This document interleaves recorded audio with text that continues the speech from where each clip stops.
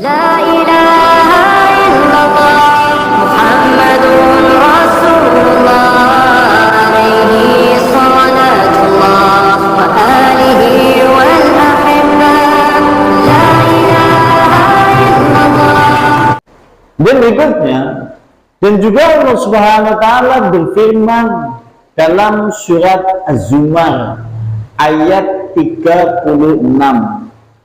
Di sana Allah Subhanahu wa taala berfirman, wa yukhawifunaka billadzina min dunihi. Mereka menakut-nakuti kalian atau menakut-nakutimu, yaitu orang-orang yang pada dasarnya mereka mengadakan sesembahan-sesembahan selain Allah. Mereka menakut-nakutimu dengan apa saja selain Allah. Oke orang, oke. Ini main sampean apa tujuannya? Main sampean tujuannya terjerumus di dalam syirik. Ini jenis takut yang pertama. Wa hadza huwa al-waqi'u min ibadil kuburi.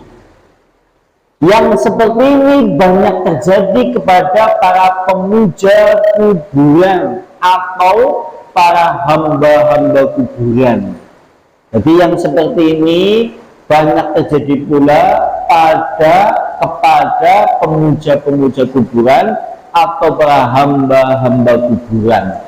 Sampai ngerti sih jenenge hamba-hamba kuburan atau pemuja-pemuja kuburan, wong sing keyakinannya kental eling-eling, dia keyakinannya tinggi kepada orang-orang yang mati yang soleh.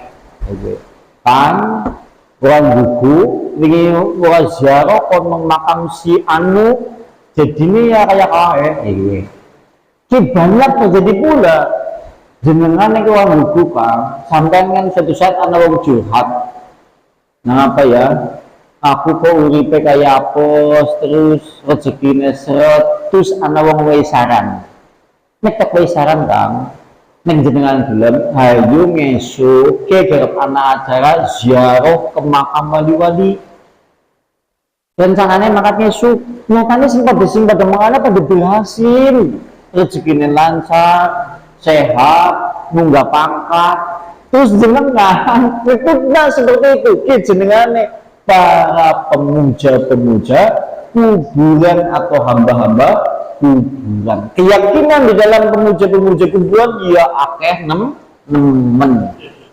Kan akeh nemen bok, akeh nemen. Ngasih nyuwun sewu. Kenek nang daerah gonku desa Pekuncen diyakini jerene dilindungi nang Mbah Raden Dipati Kambinang Mbah Langgeng. Sampai seperti itu coba jenengannya desa jenengan dilindungi nang kuburan apakah itu ini coba anak meneng keyakinan di tengah-tengah masa kita sih meyakini pula kayak desanya kayak makmur soalnya apa soalnya nang kana anak kuburannya wali si A wali ini ini keyakinan orang-orang yang memuja kepada kuburan atau hamba-hamba kuburan atau para pemuja-pemuja kuburan. Naudzubillah summa naudzubillah. Wanahwa atau yang sejenis para hamba-hamba kuburan atau para pemuja berhala-berhala atau para pemuja berhala-berhala sebagaimana dulu di bab awal telah disinggung bahwa berhala-berhala jahiliyah ini tidak murni berhala, tapi ada asal usulnya. Panjenengan bisa merujuk kepada bab yang menjelaskan apa itu berhala Lata, apa itu berhala Manat, berhala Uzza. Berulang kali sudah disinggung. Lata maunya wong lanang, apikan suka membuat adonan roti yang diberi minyak samin dan daging diberikan ke jamaah haji. Begitu dia meninggal, kuburannya dibangun, kemudian dijadikan perantara dirinya dengan Allah. Kemudian maka itu oleh orang-orang dulu disebut sebagai berhala Lata. Nek Uzza bentuknya pohon bercabang 3 memiliki juru kunci. Orang-orang dulu musyrik jahiliyah sangat mengagungkan pohon itu, sehingga mereka seringkali berdoa kepada Allah di sisi pohon itu karena beranggapan nek doa nang kono lebih makbul ke jenis berhala di zaman jahiliyah. Kalau konteks jenis berhala di zaman jahiliyah seperti itu, nang zamane dewek akeh ora. Akeh mulai nang kene ngomong bentuk terjadi rasa takut kepada selain Allah ini banyak terjadi kepada pemuja kuburan-kuburan, atau kemudian semisal dengan itu, atau juga pemuja-pemuja penyembah-penyembah berhala. Itu. Dan berikutnya, yakhafuha, mereka takut kepadanya, mereka takut kepada berhala-berhala itu. Wayakhafuna biha, dan mereka mempertakuti ahli tauhid. Jadi wong-wong gue takut kambi keyakinan syirik mau menimbulkan ini, bisa menimbulkan kemalahan, keapesan dan yang lain. Setelah mereka akidahnya seperti itu, mempertakut-takuti kepada ahli tauhid. Sampean kan sampean begitu-begitu ini sih. Dan orang-orang yang notabene syirik. Sampean iso gelem kendulin maning apa? Sampean ora wedi apa? Itu kan sampean yang bangun rumah orang apa panik ya apa? Oh dikiki-kikina apa sampean ora wedi? Sering kali seperti itu, apalagi hidup di zaman masyarakat kita. Jelek saya orang. Bojone sampean lagi babaran, lagi kemudian hamil, diomongi nang tanggane. Kayak bojone sampean laku ngalur ngidul, dene ora pernah gawani ketokan kuku, kambi gunting, gantungan nang kene. Ki nggo tolak bala, kayak sinang kana kayak nyatane pernah ana wong Bogor doang gak kali itu apus. Itu pinter wong iku ya. Iya. Seperti itu jenengan mereka karena akidahnya sudah seperti itu mempertakut-takuti sampean. Tapi bagi orang ahli tauhid, kalau melihat keadaan seperti itu debat. Jare siapa yuk nyatane nek memang keyakinan gunting kutokan kuku di gawangan wong meteng jare bisa ngonolak bala. Aku tau tumon wong luar negeri meteng gawani kuwi nyatane selamat. Karena ngerti wong Amerika nek kemudian meteng terus gawani kayak gue, mana? Nyatanya selamat.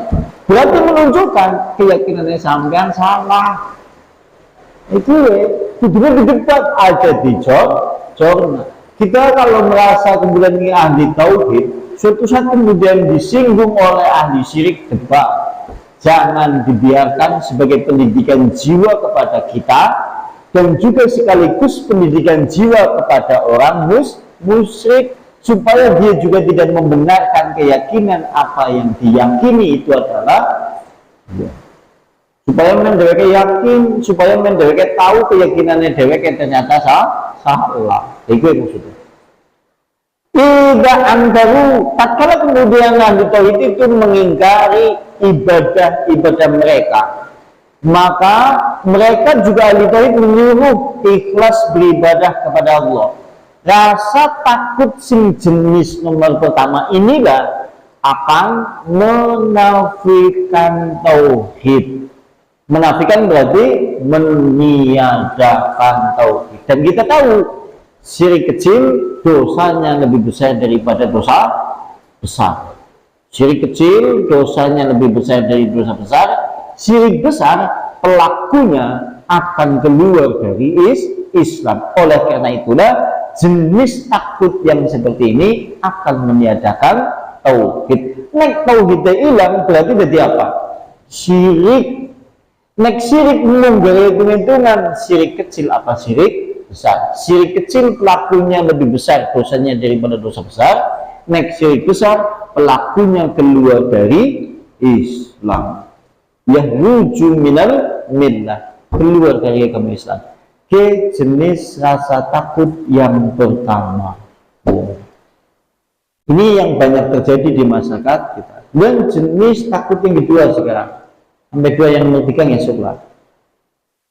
Sekarang yang nomor 2. An-naw asani, yang kedua, ayyadruka al-insan, takut kepada manusia, takut kepada bangsa jin, takut kepada harimau, takut kepada semua apa saja selain Allah. Pada dasarnya seperti itu. Yang dimana takutnya itu mayujab alaihi, padahal dia dihukumi, diwajibkan melakukan sesuatu, dan dia takut kepada sebagian manusia, maka takut yang seperti ini muharamun, diharamkan. Maksudnya gini, takut tatkala meninggal, takut tatkala kemudian meninggalkan manusia. Jadi rasa takut jenis yang kedua, dia rasa takutnya dipengaruhi oleh manusia, oleh sesuatu selain Allah. Gara-gara rasa takut itu, dia meninggalkan kewajiban kepada Allah. Maka rasa takut seperti ini juga termasuk takut yang diharamkan oleh Allah. Contoh, sampean wong wedon duwe bojo wong lanang. Tetusan jenengan tempat ngaji, diawas-awas nang bojone, awas nang ngaji awas. Sampean ngikutna rasa takut gue, sampean termasuk takut yang diharamkan. Kenapa bisa seperti itu? Takut kepada manusia, meninggalkan kewajiban kepada Allah. Mbok ana wong lanang sing nang kene sing kecingan wedi, misal engkau jenengan ternyata sholat isya, misal jenengan mau sholat isya karena tadi tidak kebagian sholat isya di masjid karena udan kan udur oleh orang sholat berjamaah.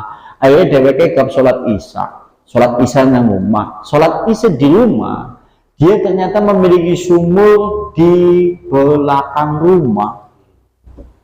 Sumure peteng, orang nang lampune, teteane dhuwur, nang sebelah rumah kosong. Nah, gandeng rasa bedine timbul kepada mbok ada ini, mbok ada itu, sampai memenuhi pikiran dheweke ngenteni bojone kon ngancani bojone wis turu. Anake sidik-sidik ora mungkin kon ngancani, ngundang tanggane ora mungkin. Akhirnya dheweke wedi ora sida sholat. Yang seperti ini takutnya haram. Kenapa? Takut kepada selain Allah sampai menjadikan dia meninggalkan kewajiban kepada Allah. Iku sampean diawas-awas nang bapake, misal gandeng bapake sampean awas-awas nang maca Al-Qur'an, misal maca Al-Qur'an, awas nyuruh sampean maca Al-Qur'an, misal anaknya terudi gara-gara takut meramane ora maca Al-Qur'an, maka takut yang seperti itu diharamkan. Kenapa? Karena takut kepada manusia gara-gara untuk menunaikan kewajiban di dalam Islam. Kita takut yang diharamkan. Berarti nek wong bertauhid kudune aja wedi kambi perkara sing sifate bangsane kaya jin, bangsane kaya setan-setan yang menyerupai jin seperti pocongan atau yang lain, aja wedi. Kenapa aku dulu mbok ngasih ketika gue kebelabasan ninggal kewajiban di dalam Islam. Iku sampean kudune ngaji, biasanya mangkate bocah telu, mangkate mlaku liwat tempat sing petengan. Gandeng kancane wis mangkat disit, sampean ketinggalan. Ayo jenengan aduh mangkat dhewe kan wedi ya. Wong liwati kae, akhirnya jenengan orang mangkat, maka takut yang seperti ini jenengan takut yang diharamkan. Aku rasa model iki. Oke ya, kita jenengan takut juga. Sebagaimana pula itu bahwa naun minas syirki, maka inilah jenis dari kesyirikan. Maka inilah jenis dari kesyirikan yang nanti akan menafikan tauhid. Ini juga akan menafikan tauhid. Al-manafil li kamal tauhid, akan menafikan tauhid. Wa hadha huwa, maka inilah sebab nuzul hadhil ayat. Maka inilah yang melatar belakangi turun firman Allah Subhanahu wa taala surat Al-Imran ayat 173 sampai 175. Di sana Allah Subhanahu wa taala berfirman, alladzina qala lahum annas innan nasa qad jama'u lakum fakhshawhum wa zaduhum imana wa qalu hasbunallahu wa ni'mal wakil. Orang-orang yang qala, dia berkata lahum, kepada mereka, siapa annasu, manusia. Jadi ada sekelompok manusia yang berkata kepada orang-orang beriman tatkala mereka hendak berjihad di jalan Allah. Jihad hukumnya apa? Wajib bagi laki-laki yang dipandang menurut syariat Islam mampu, tidak tua, tidak cacat, maka hukum jihad wajib hukumnya. Maka suatu saat dulu, di zaman dulu, ada orang-orang yang berkata kepada orang-orang beriman yang hendak berangkat itu hendak berjihad. Dia berkata, qad jama'u lakum, sungguh di sana ada musuhmu yang telah mengumpulkan pasukan perang dengan jumlah yang banyak, dengan pasukan yang komplit. Kan berarti tiba-tiba ini ya, tiba-tiba ini seperti itu. Lantas kemudian fahsuhum, jangan kalian semuanya takut kepada mereka. Akan tetapi kemudian maka hendaklah kalian itu takut kepada mereka. Maksudnya, sungguhnya manusia di sana telah mengumpulkan bala tentara yang banyak untuk memerangi kalian, wahai orang beriman. Lantas kemudian kata dia yang menginformasikan itu, hendaklah kalian takut kepada mereka. Lantas kemudian informasi yang diterima oleh orang beriman pada saat itu, wazadahum imana, tidaklah takut, justru malah menambah iman. Contoh, rosah buat contoh sing terang-terangan, sampai nggak sholat wajib, terus kemudian dengan kudu-kudu di tempat sing peteng, wudi, tapi di sisa, semana nangkono, apa sing diberi, begitu kita diberi malah dari tambah iman, itu sing benar. Itu seperti itu. Di dalam menambah orang beriman pada saat itu, kecuali bertambah imannya. Wa qalu, dan mereka berkata, hasbunallah nikmal wakil, cukuplah Allah Subhanahu wa taala sebaik-baik pelindung dan sebaik-baik penolong. Di sini menunjukkan bahwa orang-orang munafik mempertakuti kepada orang beriman tatkala perang. Karena anak pasukan musuh yang hendak menyerang kamu jumlahnya sangat banyak. Tapi orang beriman ditakut-takuti seperti itu karena yang namanya jihad itu adalah wajib, harus ditunaikan bagi yang mampu. Mereka tidak takut, tapi justru malah bertambah imannya. Mereka berkata, hasbunallah nikmal wakil, cukuplah Allah sebaik-baik pelindung. Maka takut, apabila takut yang seperti ini gara-gara manusia di dalam melaksanakan kewajiban kepada Allah, maka kemudian ini menjadi takut yang diharamkan oleh Allah. Jadi takut karena perkara wajib seharusnya dilaksanakan, karena rasa takut itu muncul kepada manusia atau kepada yang lainnya, gara-gara rasa takut itu timbul, lantas panjenengan tidak jadi menunaikan kewajiban kepada Allah. Ini takut yang seperti ini juga meniadakan kesempurnaan tauhid, sekaligus diharamkan di dalam Islam. Ini jenis takut yang nomor 2. Insya Allah besok jenis takut yang nomor 3. Yang mau ditanyakan silakan. Ini udan cukup ya. Pesan wis tuku kabeh. Alhamdulillah banget. Kayak didongengi.